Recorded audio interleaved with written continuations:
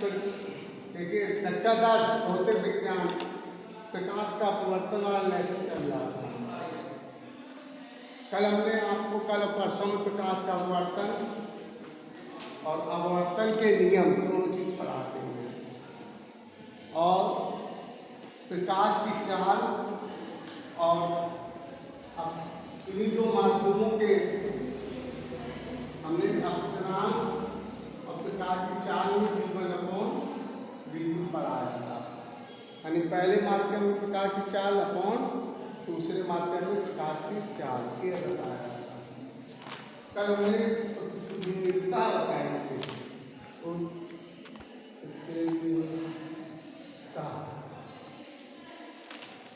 यानी A N G गुणे G N A equal 1 ये बताया था। यानी कि ए एन जी बराबर लिखेंगे 1 अपॉन जी एन ए हो जाता है।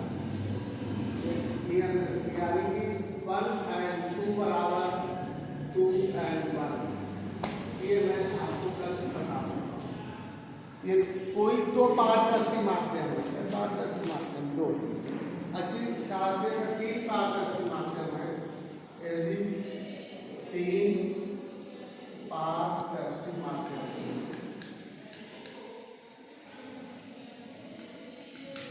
एक वायु कांच व जल तो इनके लिए क्या सूत्र निकलेगा A N G N W गुणे डब्ल्यू एन ए बराबर 1। तो अब आपको जैसे हम ए एन जी बराबर क्या निकलेगा 1 अपॉन जी एन डब्ल्यू गुणे डब्ल्यू एन ए हो जाएगा।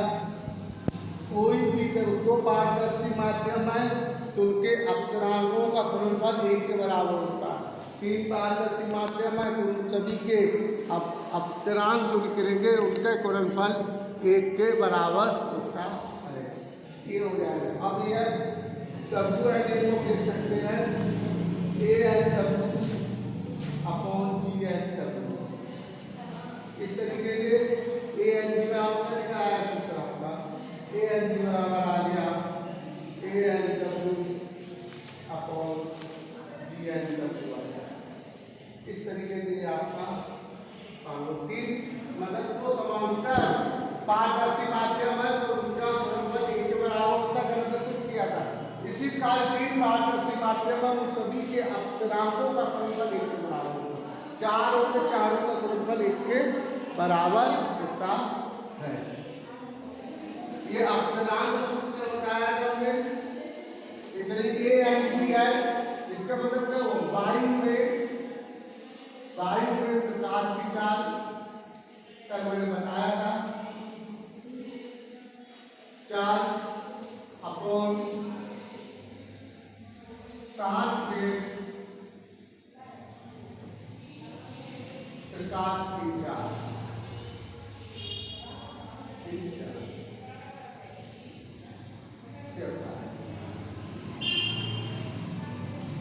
ये हम आप लोगों को बता सकते प्रकाश का अपवर्तन बता सकते प्रकाश के अपवर्तन के नियम। अब हम आपको बताने जा रहे हैं क्रांतिक कोण किसे कहते हैं।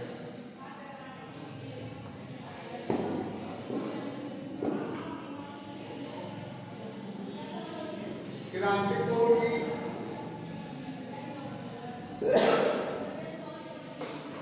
क्रांतिक कोण जो है जब प्रकाश किरण सघन माध्यम से विरल माध्यम में प्रवेश करती है तो अपवर्तित किरण अवलंब से दूर आती जाती है। सब प्रकाश किरण सघन माध्यम से विरल माध्यम में प्रवेश करती है तो अपवर्तित किरण अवलंब से दूर आती जाती है। जब प्रकाश किरण सघन माध्यम से विरल माध्यम में प्रवेश करती है तो अपवर्तित किरण अवलंब से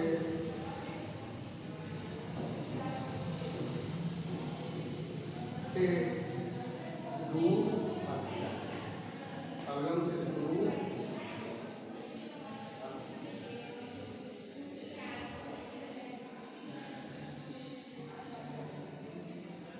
जैसे जैसे आपतन कोण का मान बढ़ता जाता है, जैसे जैसे आपतन कोण का मान बढ़ता जाता है,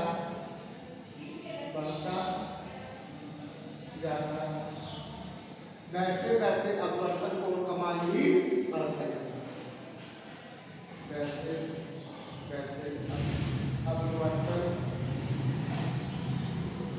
कोण का मान बढ़ता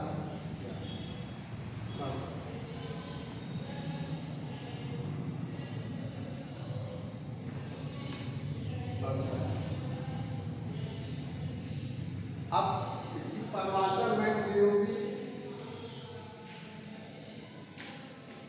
जिस आपतन कोण के मान के लिए, जिस आपतन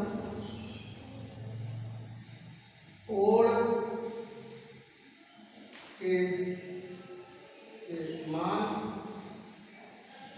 के लिए अपवर्तन कोण का मान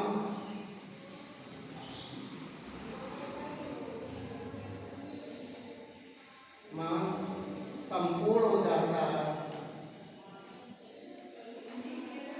हो जाता है, तो उस आपतन कोण को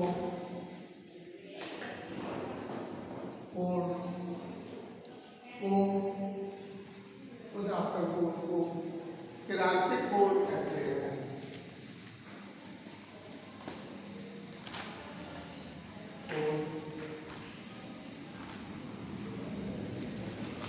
इसे C द्वारा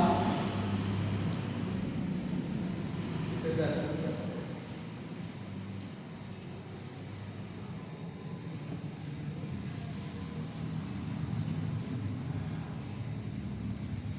जब प्रकाश किरण सघन माध्यम से विरल माध्यम में प्रवेश करती है तो अपवर्तित किरण अवलंब से दूर हट जाती है। जैसे जैसे जैसे आपतन कोण का मान,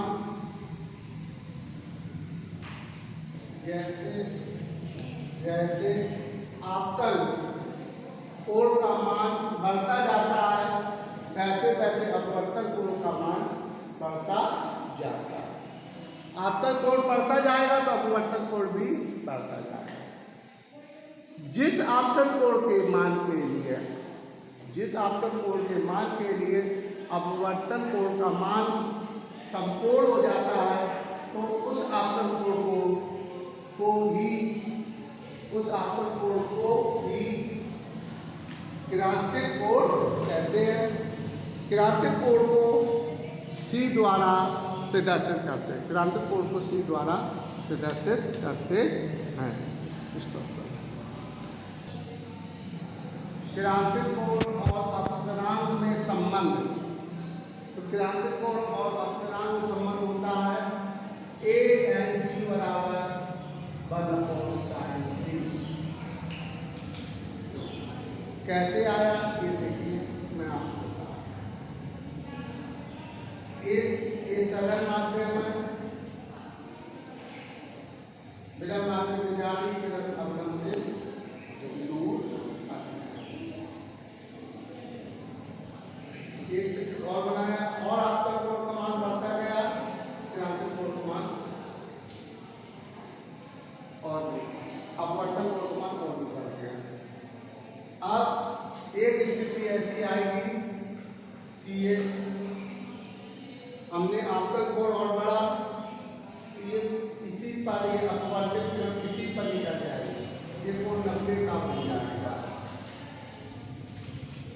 इसका बन जाएगा। परिभाषित से है, जैसे जैसे आपतन कोण का मान बढ़ता जाता है वैसे वैसे अपवर्तन कोण का मान बढ़ता जाता है।